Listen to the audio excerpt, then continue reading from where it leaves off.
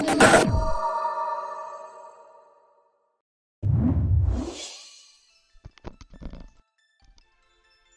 morning, everyone! Hype! Ah, yes, everyone is here. It's Sklut, it's Storm, and Kreuz the Unpronounceable. Cammy is here. Moshi, you're not asleep? I thought it was late for you. Hey, Boo is here. Rainbow Dragon Eyes. Alright! Some good people here today for the stream. So, alright, so today I'm with Matt. Hey, Matt. Hey, man. Alright, how's it going, Matt? Hey, I'm fine. I'm All fine. right. How are you? I'm Yeah. doing good, man. Really excited Yeah. to show this, right? We've been sitting on this for a while now, so... Yeah, I'm happy to take a stroll in the Moorlands with you. Right? Yeah. So, people in the chat, are the volumes alright? Can you hear the title screen music? Can you hear Matt? Can you hear me? Is there anything that sticks out as that we should adjust before we go so that the experience is comfortable for you? Volume good. Can hear you, hear everything. Yes, all good, volume good. Alright, thank you. And Phil is there, of course, as a Sabotage Studio in the chat. And probably most of the team is here. I saw Sklut earlier.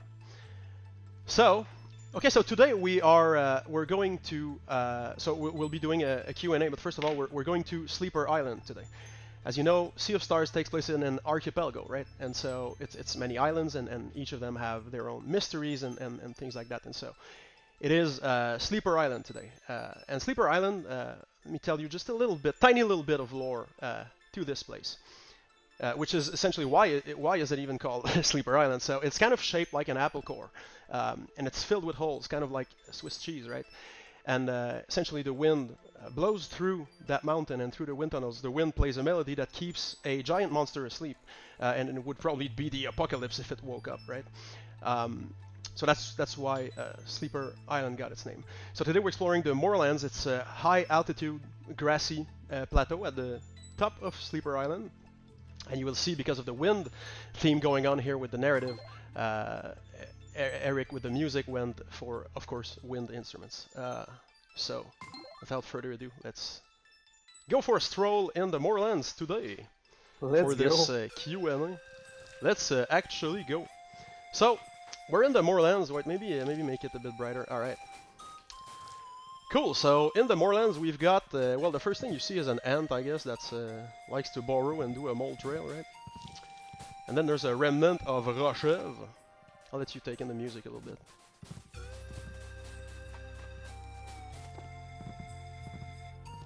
The flute, right?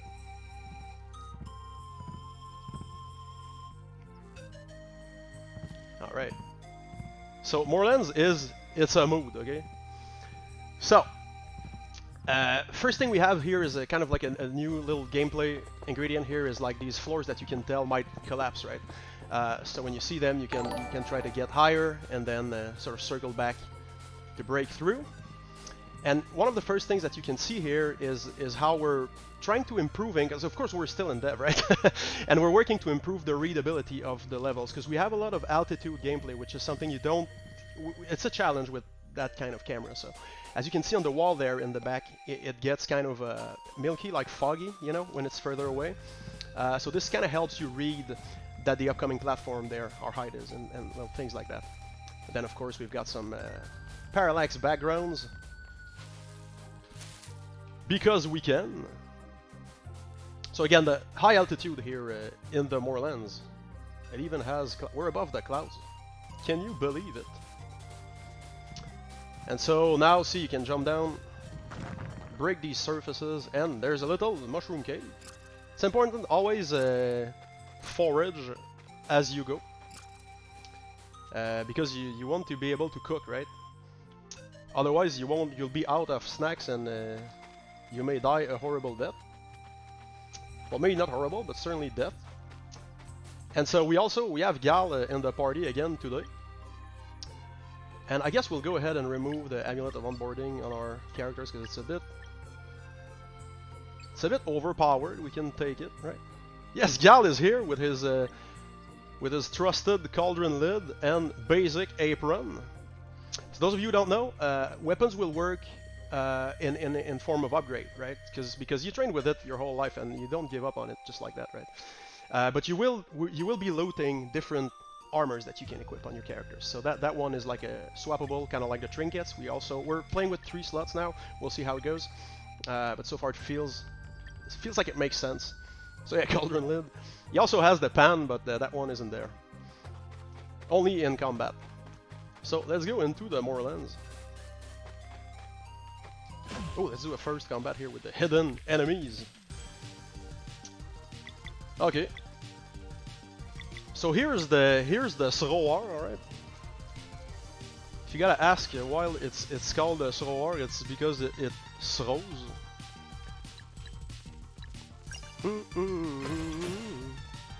Oh yeah, did you catch the new intro on the battle music? We'll see this later.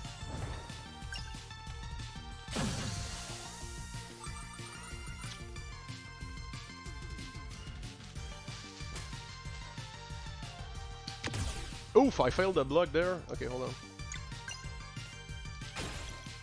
Be a shame if I died. So Gal again does a double hit. So Gal doesn't do any... for those who haven't seen Gal yet in combat, please meet Gal. So Gal won't do special magic damage, but if you time your hit, he will do a double hit. So in terms of the gameplay with the Lux, which we'll look at a bit more thoroughly later,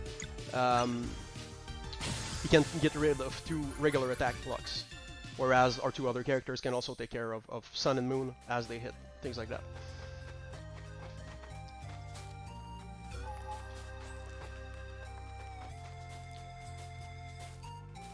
Ah, yes. See, that's why you need Mick. You need those little, like, see-through parts. Thank you, Mick. Ugh. Okay, hold on. Yeah, so let's look at the ants, actually. So the ants are a bit annoying because they'll summon more ants, kind of playing on the mandatory meme of do you want ants? But you can use Gal to cancel that double thing here. In case you don't know, enemies that are mounting a spell will display a bar with Lux, and by removing the Lux, you kind of reduce the effect of the ensuing spell and the ensuing spell. And if you get rid of all the Lux, you cancel the spell casting altogether. And now, since we since we broke a spell, sorry, we have a 1 AP. So AP is assist point. And then that's what we use for combo attacks. So you can turn your single target heal into AoE heal, like this.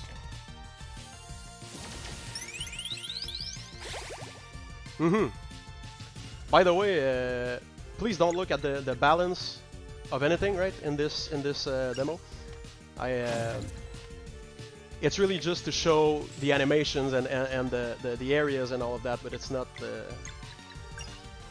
the numbers are not necessarily meant to make sense. Like, that was probably overpowered, but we'll see. And so, also for those who don't know, when you hit something, it generates these little orbs, which we call live mana, and that's what you can use to boost. So essentially, for every regular attack that you did, you can absorb, stack up to 3 into your character, and then boost your next attack. In case you're wondering, yes, Gal will be able to boost, at least eventually, but he won't be able to generate live mana. That's what our 2 main characters do. It's kind of like a narrative meets gameplay where they will be given a bit more importance in combat being the main ones. That was a nice block.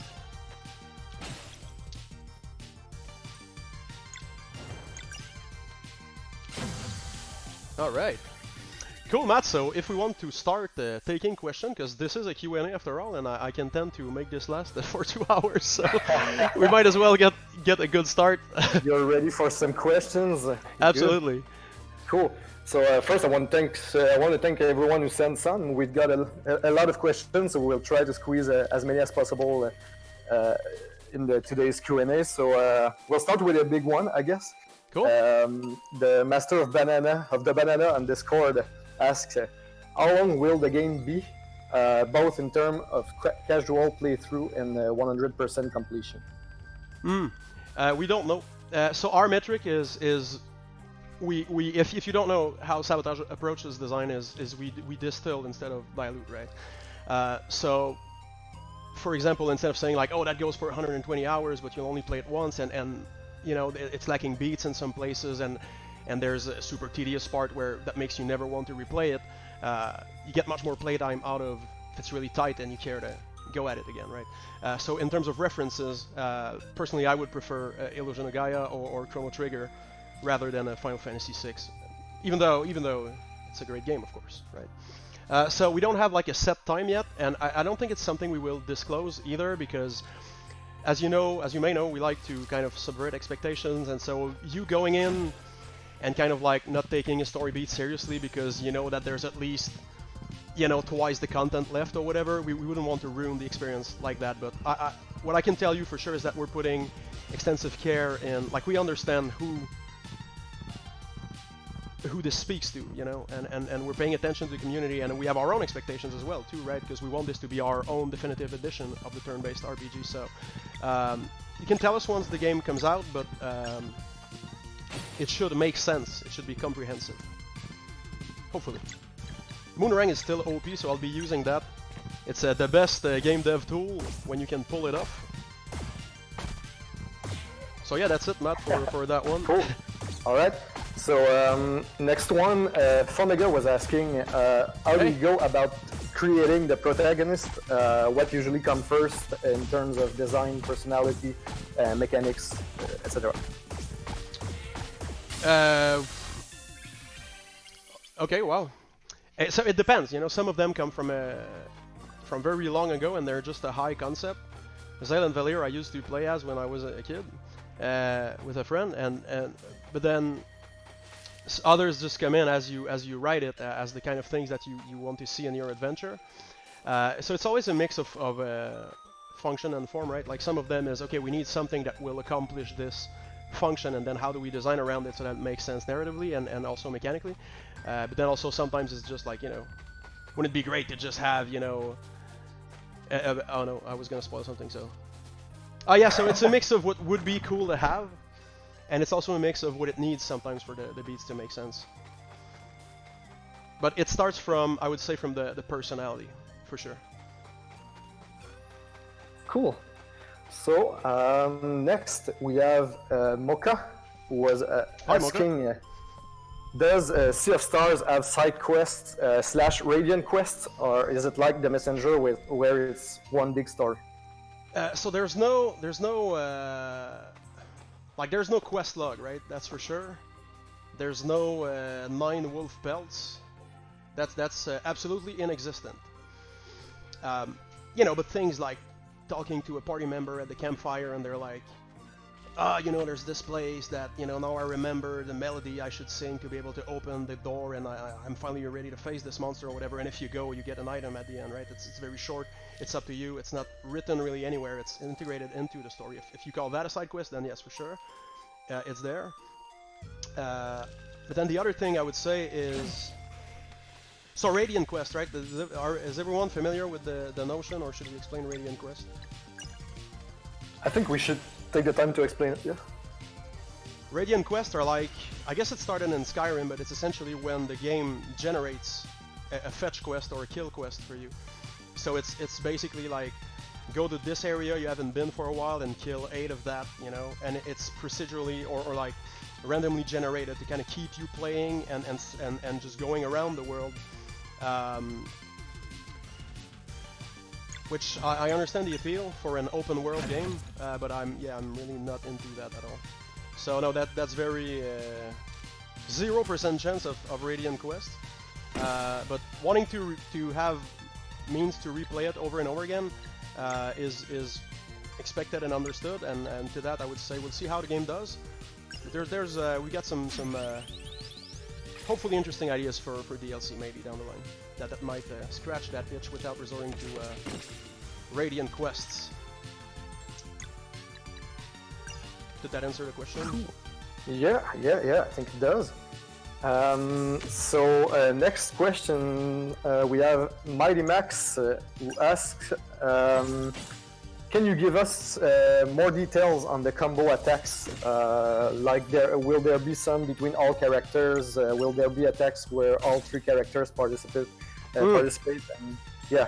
Okay, so and we're the not difference between right. Chrono Trigger style dual attack. Mm-hmm. Yeah. Okay, so let me put down the controller. Okay, so that has been given a lot of thought, and for me, what happens in Chrono Trigger, and again, it's my favorite game of all time, so don't take it as it having any flaws, because I don't think it has any, but I think there's something about like the combo, the dual ticks and triple ticks that are great, but personally I always only end up doing 3D attack, right? Because I'm looking for the single target heavy hitter. And then it's cool to see all the varieties once, but then you're really only using your really favorite one. So we're kind of focusing more on making everything meaningful and have utility, because we have gameplay with the Lux, right? And which, other than Gal, who does the double attack, everyone will bring a special damage type to combat, and then that will combo in different ways, right? So you'll be like, okay, so this, for example, we have Zale here can do a Sunball, right? Which is a single target sun attack. And then we have Valère here, who can do the Moonrang, which hits all target with Moon. So if you want to do Sun on all target, what you can do is spend 1 AP like we have there, because we broke a spellcasting enemy. Now we have AP. So now we can spend that AP to turn the Moonrang into a Soonrang. So essentially it will it looks like a Tide Pod, please don't eat it, but so it will do Sun and Moon as you bounce it on every target. So the idea is that these combo come into play in form of giving you ways to kind of like spread your damage to different situations. And whereas Moon, you'll never really have a single target Moon heavy hitter, then maybe that comes to a combo as well. We're not doing triples so far. It was ditched in the favor of... I'm not sure I should say it.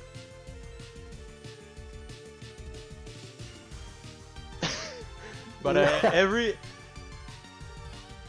so there's no triple attacks, because that would be, in terms of balance and all of that, every pair will exist, and some pairs will exist more than once, but we won't be having triple attacks. But we will have each character will have an ultimate attack.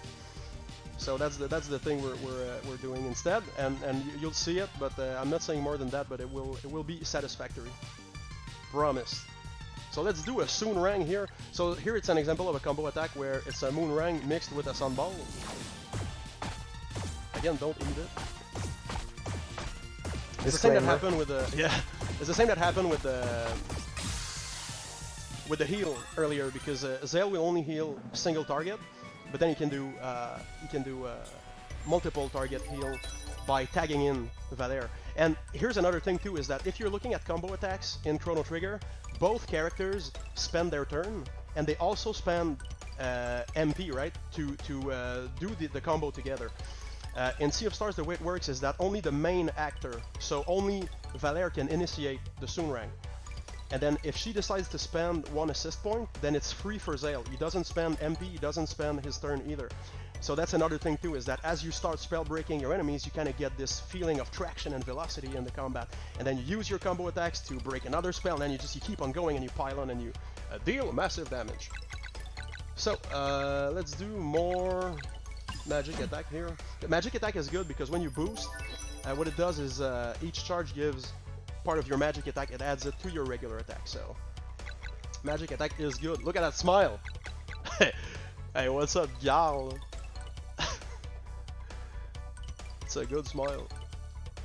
It is. Courtesy of Edouard. Thank you, Edouard, for the smile. And then Zale can have hit points.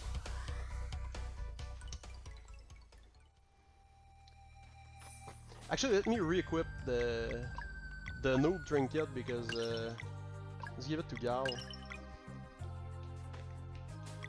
Okay, so no cheating, right? So by equipping a trinket that gives us more HP, it didn't heal, so it's a good time to look at the snacks. So when you're at the campfire, you prepare snacks, you fill your lunchbox with stuff to eat on the road, and then you give it to your party. So some of them are single target, will only do HP, or will only do MP, or some do both, some do group and do both. You know, all the varieties exist, and the idea is you forage as you go, you find ingredients, and then when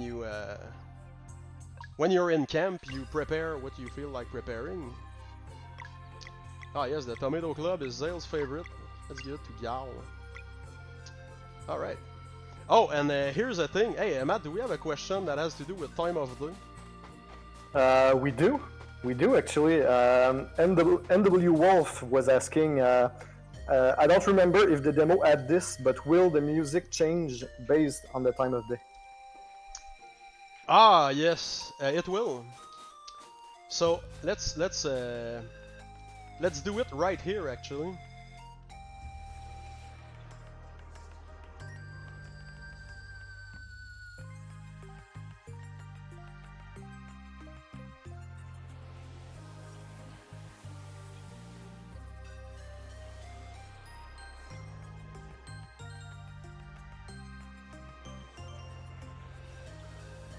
Right? Yeah, I think that answers it. Yeah.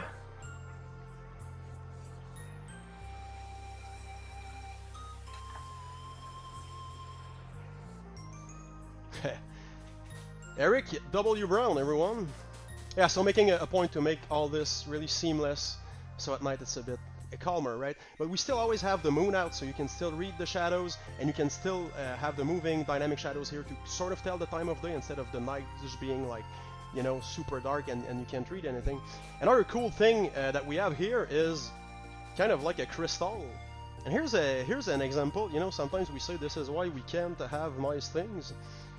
Well, here's why we can have nice things. It's because we have a technical artist called Jakim, and Jakim did a refraction thing here. So look at that as you walk behind the crystal. So these are the kind of little effects.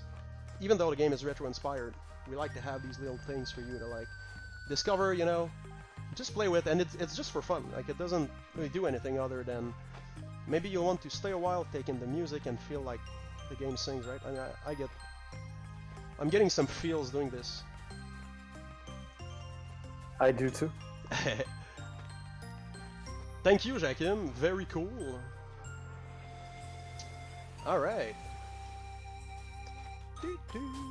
Alright, so let's keep going, and it looks like this is in the way.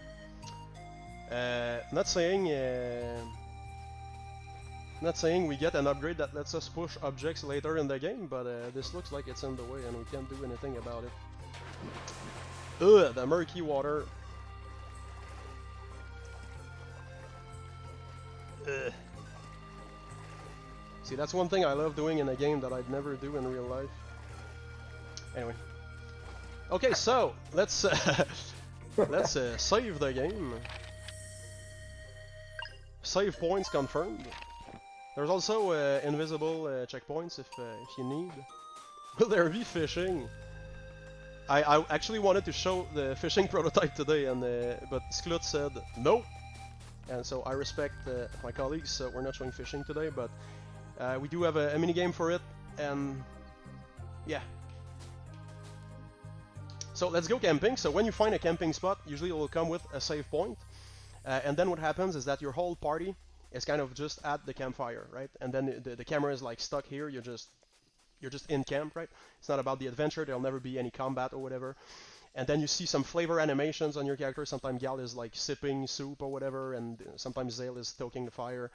And if you have characters in your, as you can see here, there's a cargo slot, right, in the party interface.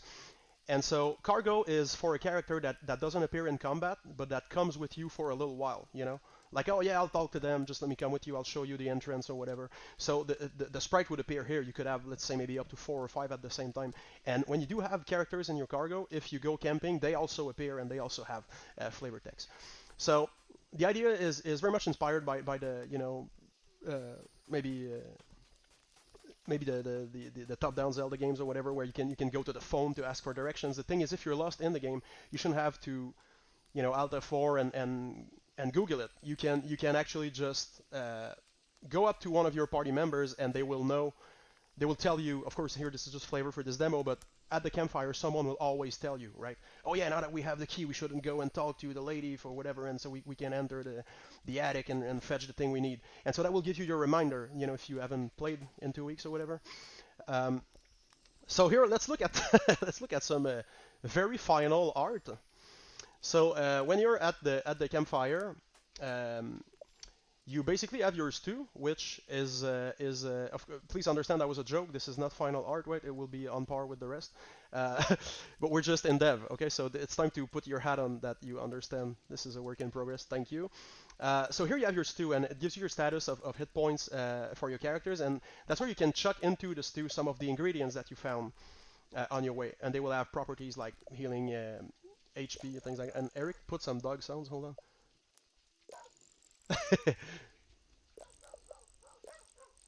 That's final too, right? Yeah, of course, that's absolutely final. You gotta hear the dog bark as you cook. So as you chuck in ingredients, as you spend what you gather, you're essentially making your stew a stew that will fill up your party when you go to sleep.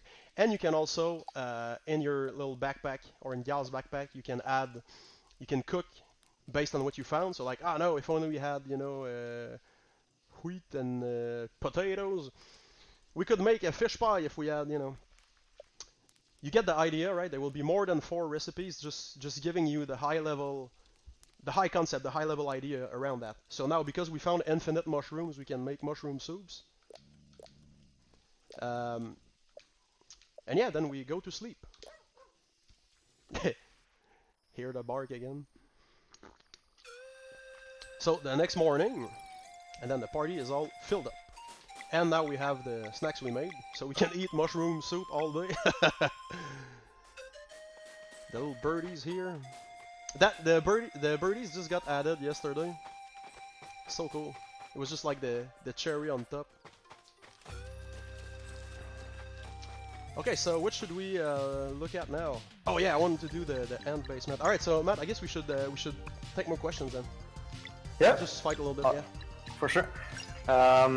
We have Frankie Des was asking on Discord, will there be forever missable items, equipment, or collectibles?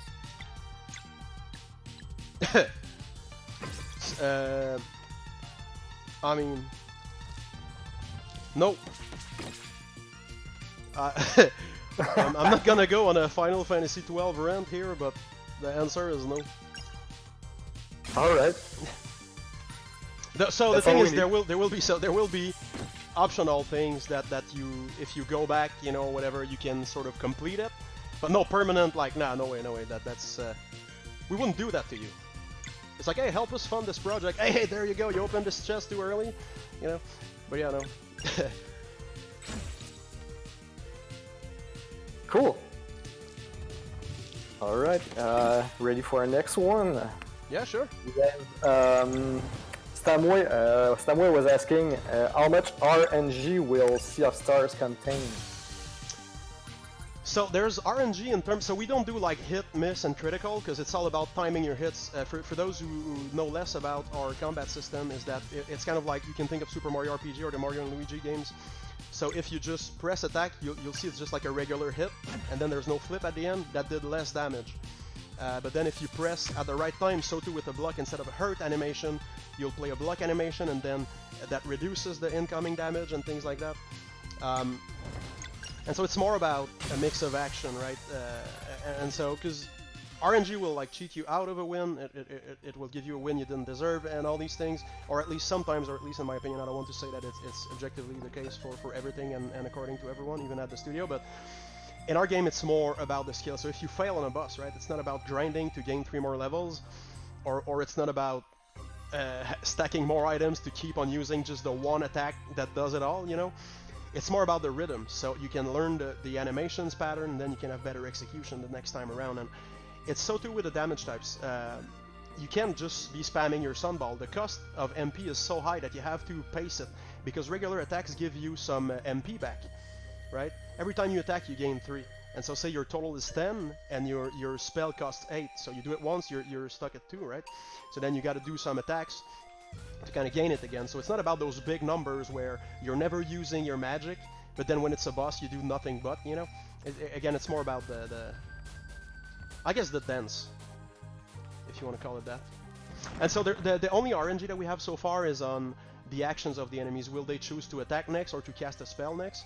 And if they choose to cast a spell, the locks that they get in the bar, those will have some random element to it, so that it's not always the same thing versus the same enemy, right? So it will kind of be asking of you different strategies and to use different skills to kind of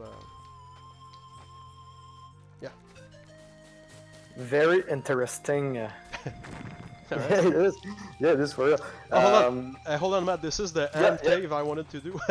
Because we might have to remove that because some people on the team don't like it, but I really like this scenario. So you're against 3 ants that start the fight, and they're already casting to summon 2 more ants each. So I might die here, but my thing is I use Gal to cancel 1.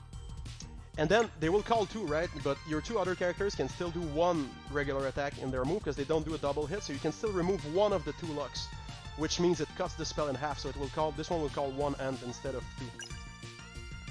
2. You want ants? Yeah, this is how you get ants, right? Thank you, the follow, for being with the memes here.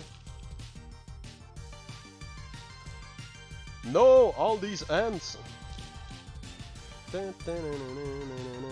Okay, so here's how you take care of the ant problem, okay? Is now we have 2 boost charges ready, but what we could do is generate a 3rd one because the maximum is 3, and then we take Valer before they all attack us. Take all 3 boosts, and then you spend the AP you won by spell breaking the first one with Gal to do a Sunrang, and hopefully it's broken enough that we'll be fine if I can time the inputs properly. The one to the left is scaring me, but no! Okay, right, it still worked. Alright, see, no more ants. Ugh, more mushroom soup. And just as you think it wasn't worth it, you can see that Didi hit a chest here. Potatoes, everyone! Was it worth it? It was. Yiddy patat. 3 potatoes. So now we can probably do a fish pie. No, we need the. We're still missing something for the flour, but whatever. We will not bake a fish pie today. Hold on. Let's have this here. All right, Matt, I'm ready for for another one. Yeah, cool. Well, we're talking combat, so Redhead was asking. I noticed that I'm extremely terrible at the time hit mechanics. Is there an easy mode available that doesn't penalize you by walling off content, for example, for uncoordinated bumblers like him, actually? Right. Who asked that? It was Redhead. So Redhead, you. Wait, we can make a fish pie now. I want to do that. So Redhead, you just stepped on a design rent tripwire. The short answer is yes. If I got the question in the right order, there will be ways to play on a less punishing mode. That won't be walling off content.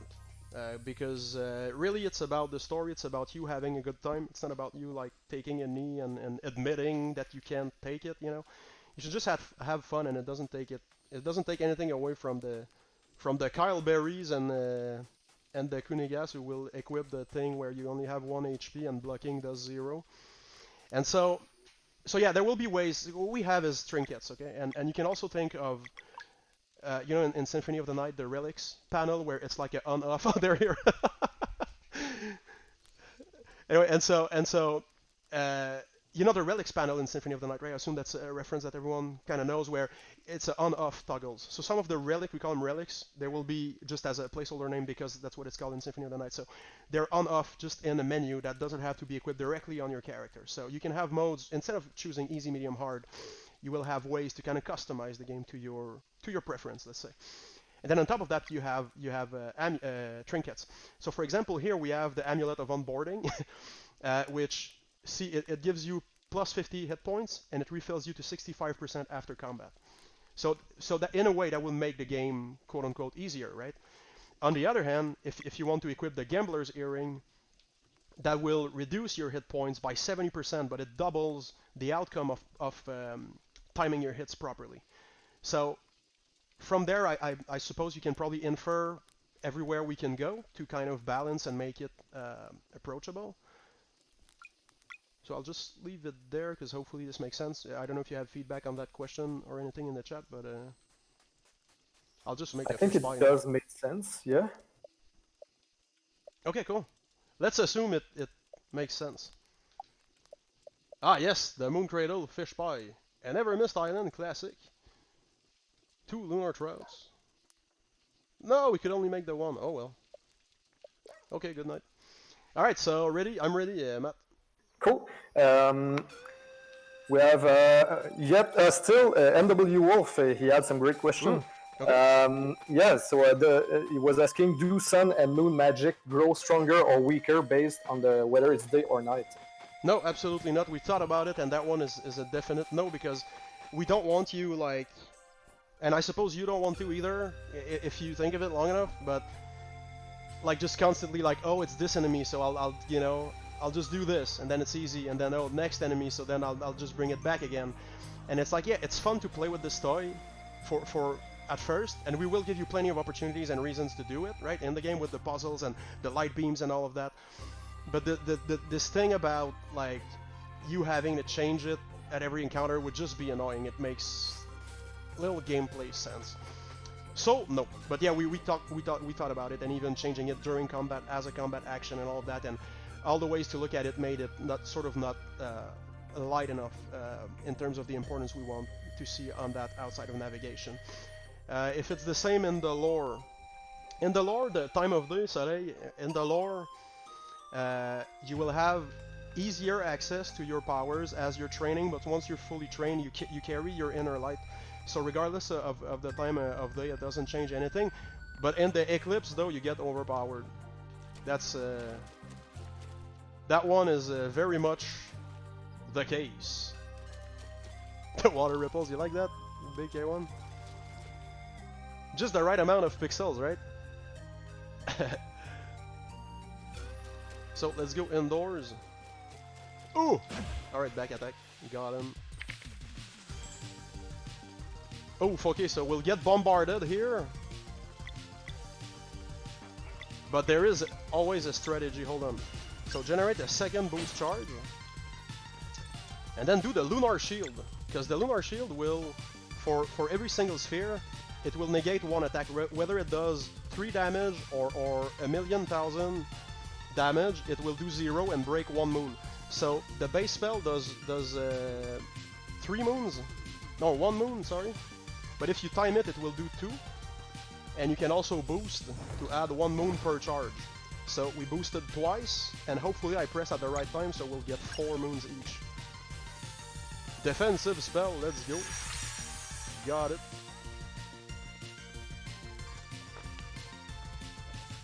Boom Explosion, it's a tribute to one of our Discord emotes. Yes, 1,000,000. See, I don't fear no Boom Explosion.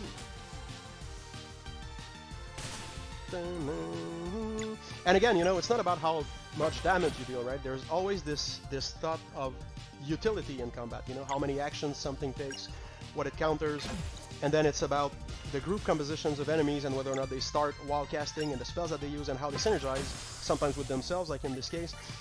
The idea is for combat, it's not about grinding, there's no random encounters, it's more about presenting you with different scenarios that kind of make you want to try different things.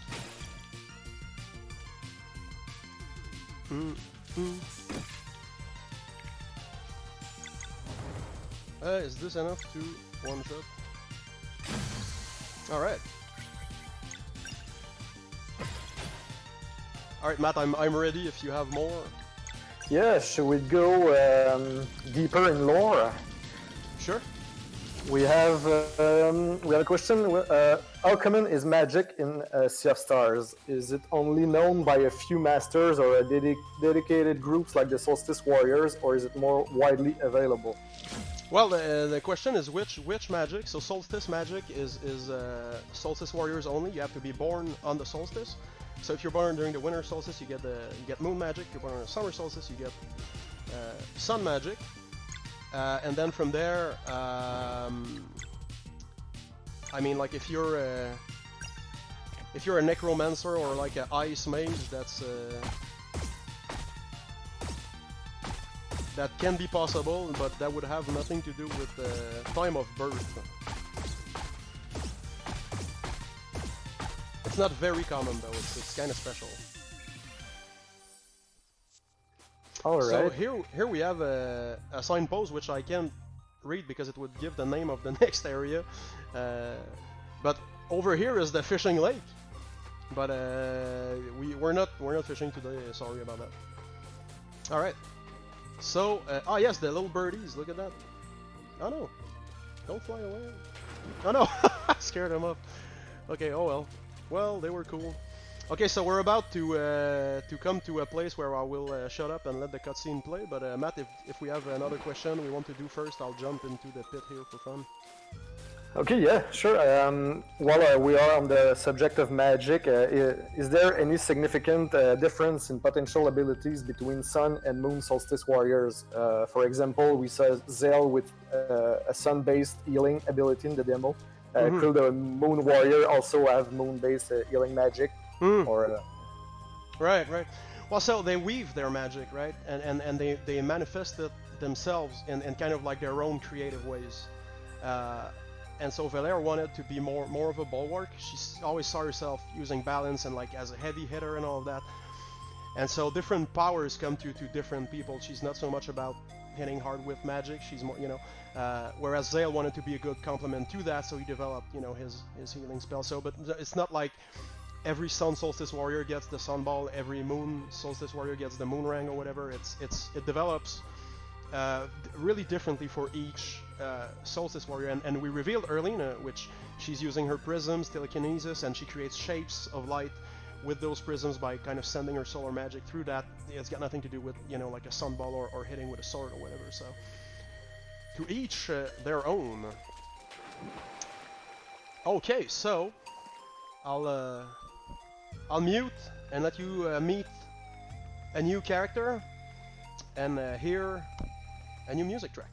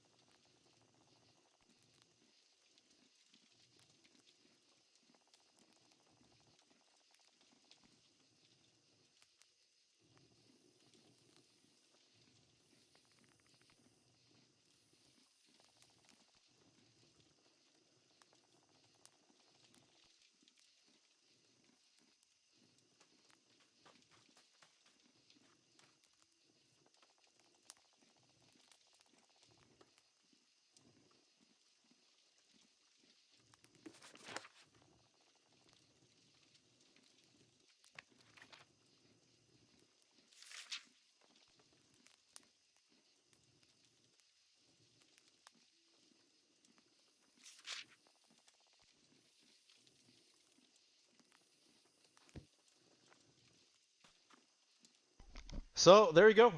So Teeks is not a playable character. Teeks is a traveling historian. She will appear randomly in taverns and will join us at the campfire sometimes. And when we find relics and artifacts, we can turn them in to her. And she will touch them with her book, and the stories will write themselves in the book.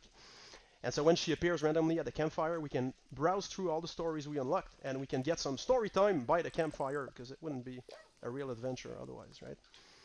So that's Teeks for you. Hope you're excited. And so she leaves. All right.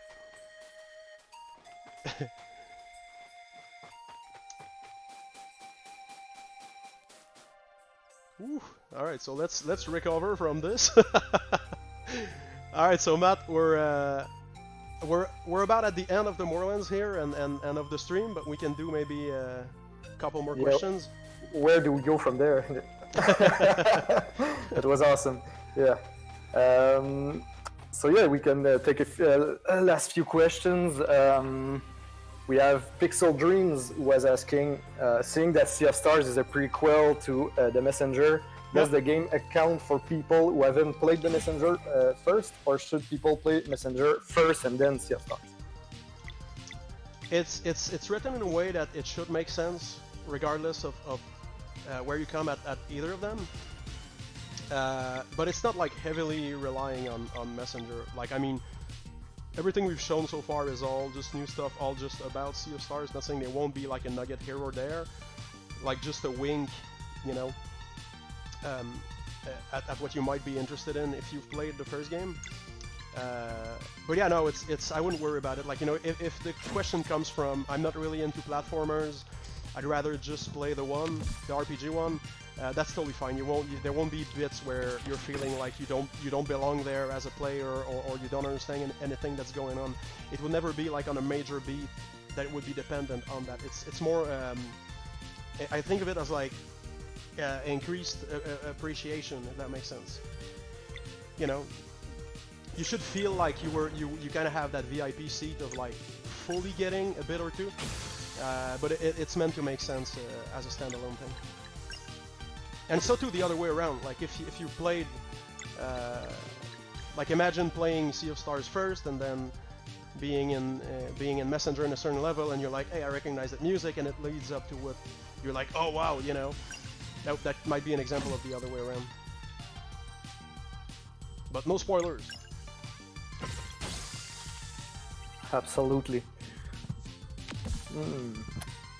Next we have Stamway again, who was asking about the Crypt Walker actually. Yeah.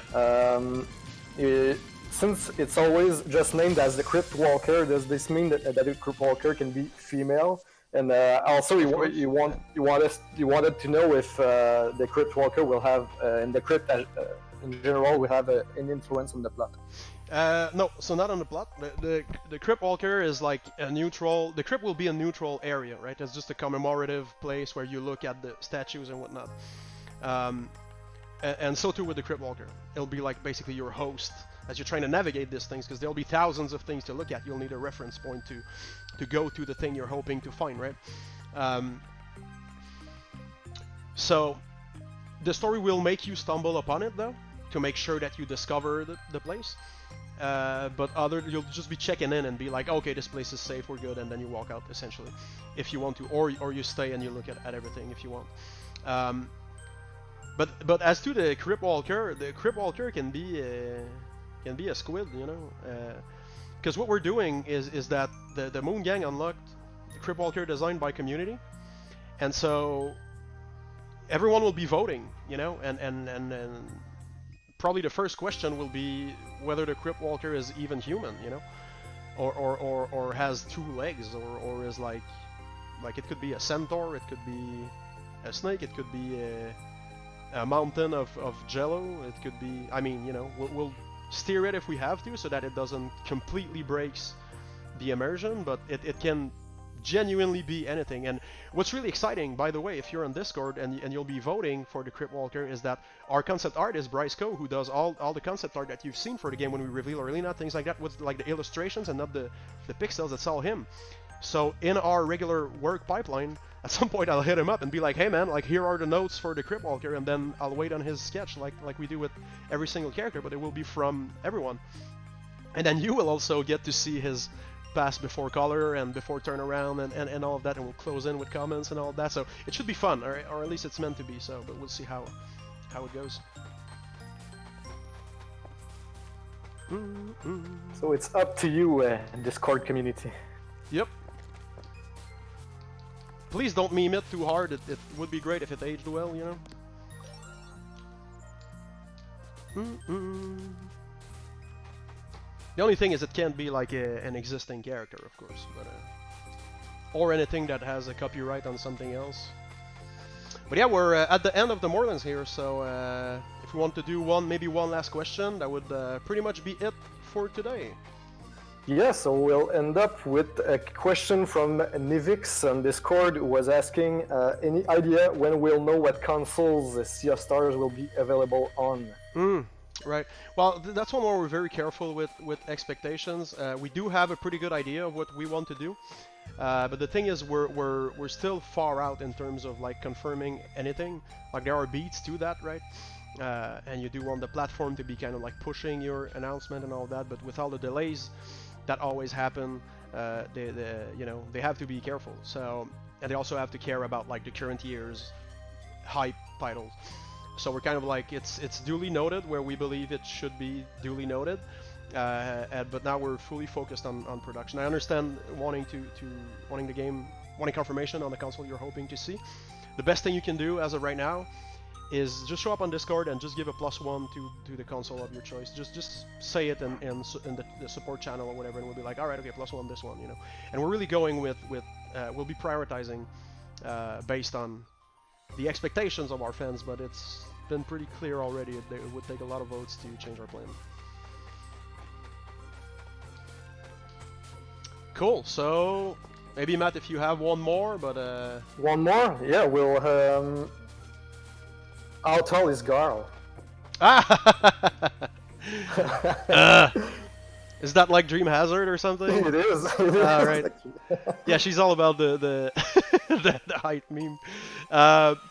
Yeah, so that's a big meme that we had with Messenger too. I don't know. I think it's too early for height lore, but we promise we will get there, because we don't have enough developed yet that we don't know, like, because Gal is probably amongst the tall ones, but you know, we'll see. The wiki will have to wait on height. Yeah. Let's do one more. I want to end on something I can actually give a bit of meat. Yeah, okay. There's one about the DLC from Cade, who is asking, is it vital to the lore? No, otherwise it would be in the game, and in the base game, I mean. So there's five big arcs to our universe. Book 1 is the Messenger, Book 2 is Sea of Stars, and when it comes to the Throes of the Watchmaker, it's because you do I'll try not to ramble too long, but you do an RPG, right? And when you do that, you kind of have a free pass to just be like, if you were going to have to enter this door, we can put an NPC in front of it for no reason that throws you for a loop for like 16 hours of like fetch this, fetch that, talk to this, beat that up, you know? And you'll just do it because you want to get behind the door. So then your responsibility is to not use that, right?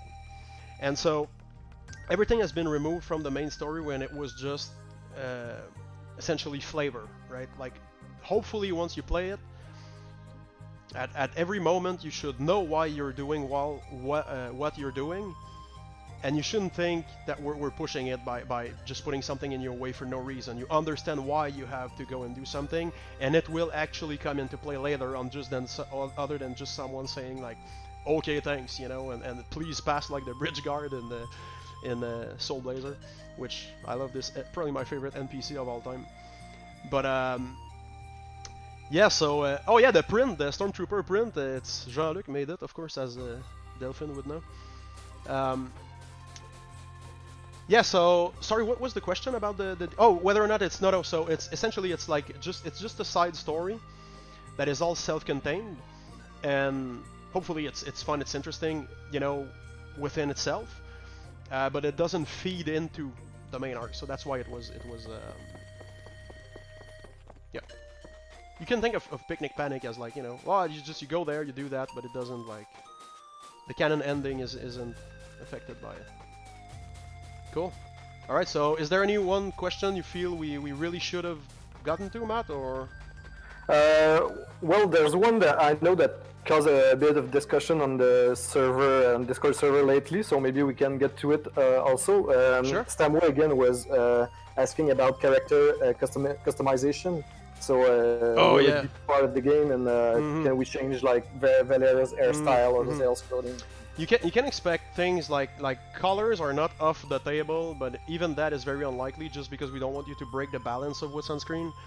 But customization is absolutely off the table, because as you can see, we're doing full-on animation, right? Our two characters are not. I always say the chin with feet, and people laugh at me for that. But you think of a classic like RPG Maker or Final Fantasy VI, where it's like, yeah, everything's like attacking is just like a single frame of your arm like this, and then the sword appears. Of course, you can have customization in that, because you just layer on a different hair, and like running is just you not even moving, and just your arms in a single frame go like this.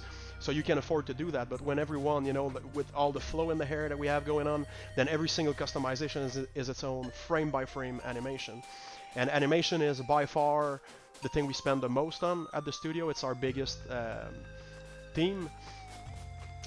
And so yeah, no, we couldn't increase the load on that without running out of money, or having the game release in 2026 or something, which I assume no one wants.